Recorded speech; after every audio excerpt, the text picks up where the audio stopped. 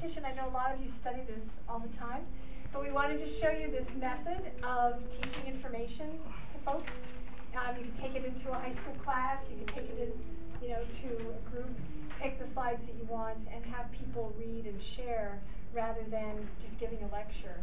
So I know many of you do educational programs like this, and these slides, a lot of them are available. Do folks who came to the training want to raise your hand? You know, there are folks who will have access to these slides, so make friends with them. So what transition does is not dwell on the problems. We talk about action and solutions, and usually we do 10 minutes on the problem and then 5 hours on the solutions, because that's where the fun is. So I thought I'd just say a couple of words about this movement, and then we jump into playing with some of the positive visioning that we do. The idea here is that we don't know where things are going to go play out. We don't know how difficult things are going to be, but we do know that if we don't take action, things are going to get worse, and that we should all just take action at whatever levels and whatever ways we feel drawn to. So the whole movement is about positive, passionate action for what you love to do. For some people, that's raising chickens. For other people, it's repairing bicycles in Northampton, where I live in Western Massachusetts. We have this awesome group of young people who formed a business cooperative, business that they're called pedal people, and they have all these different kinds of carts and apparatus for hauling, and they won the city of Northampton's waste and recycling hauling. I was telling folks, so all times of the year through all the seasons, you see them bicycling up and down the streets, hauling all the trash and the recycling. Now, not just in the city, but lots of private businesses and homeowners and Smith College. So they were able to beat out all the big garbage trucks, and everybody loves them. So their business is just growing by leaps and bounds. We, like you guys, we have a massive permaculture movement in Western Mass, and we now have 23 transition initiatives, 23 towns, Amherst, Northampton, Hadley, Williamsburg, we have Greenfield.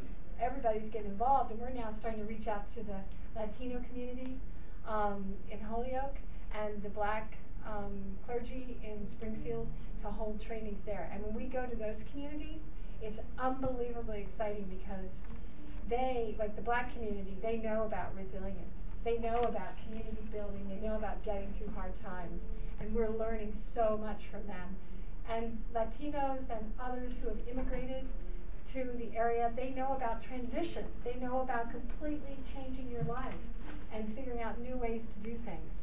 And so we've just had this amazing connection between people who are libertarians and don't like government, and progressive, like anarchists, and Latino and Russian immigrants, and inner city clergy dealing with gun violence, and hippies living in the rural areas, growing medicinals. We had a meeting recently, and it was like the Catholic priest and the witch, the Wiccans, and all the Protestants and the Jews and Unitarians and Quakers and everybody. And the question was, how can we support people emotionally and socially as oil prices go up and their whole lives change? Like, how can we mobilize all of the heart and soul resources in our area to help people see the positive and see the opportunities? Because what we've realized in transition, first you're hit with all the bad news and all the fear and confusion about how you're going to change your life. But once you start getting into it, you say, oh my God, this is the life I've always wanted to have. More friends, helping each other, people caring, people having local culture and art, people being more physically fit because we're working together, people knowing that there's a backup for emergencies because you've got all these friends who get it, who know. It's the old way of living. We showed, there's a movie on the Transition Towns website. It's a big global Transition Town site. It's called transitionnetwork.org.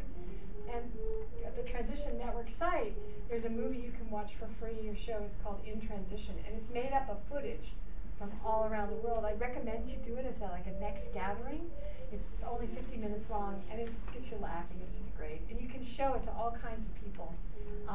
Like my cousin, who's a geologist and doesn't believe global warming is happening. You know, she's promoting transition in Arkansas because she just gets that it's about community, and it's about people being resilient and helping each other, and she likes that. She's gone through hard times, health issues, and I took her in when she had to quit her job because of health issues.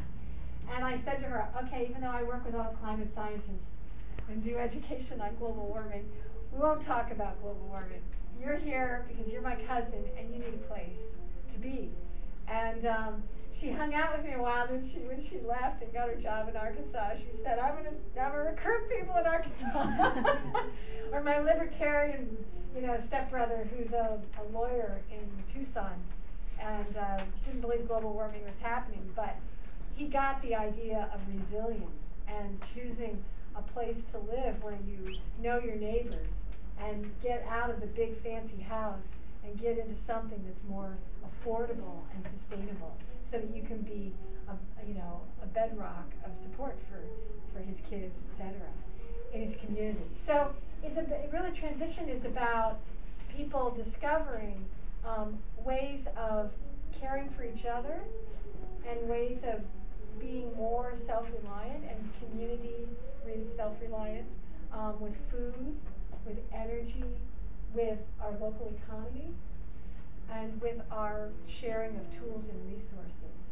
So I'll just tell you a couple of stories about what's happening. In our area, we have a whole bunch of Russian immigrants, and they were telling us that even as recently as 20 years ago, you only needed money for about half the things that you got for your life. Because their villages, not in the cities, but in the village areas, people had these long-established systems of barter. And we have in the room people who transition who are, do you want to talk about the Yinzer you just mentioned? Yeah, I guess so. It was just a project time-based currency that came out that didn't really go anywhere, but we passed it out at Pioneers like 2 years ago. I still have some. Yeah, they're out there. I got one a couple weeks ago from a friend. So in Totnes, the little town in England where the transition movement started, when they started with their local currency, they got 25 businesses to join, and it didn't do anything. So a couple years later, when I was visiting, they had 65 businesses, and they said it's starting to move, it's starting to work. And so now there's a book out. I'm not sure I still have it with me, but it's called Local Money. And so some of the people in the transition movement in the UK did research on all the alternative currency and barter systems that are operating in the Western world, and they put together the book Local Money. They've got local food, which talks about all the food systems. They're working on local economic and job creation. And all of it's about how can we envision a future that's more sustainable, that's more viable, that's more resilient as we experience the shocks of rising oil costs and climate disruption, climate instability.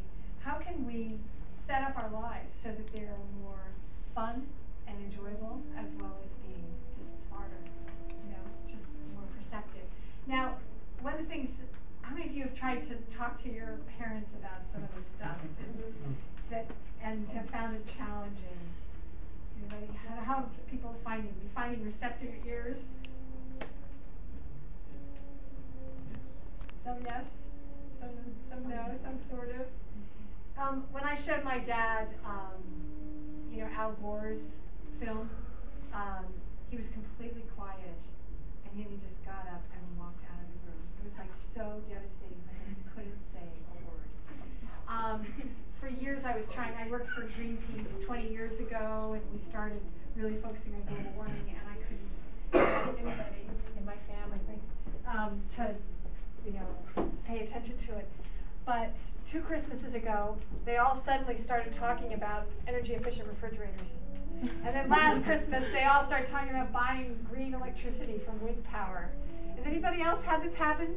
Where, you kind of you're mellow about it, you say a few things, and then all of a sudden they start responding. Anybody else have that experience? A little bit. Well, it's going to start happening in a big way with food, if it hasn't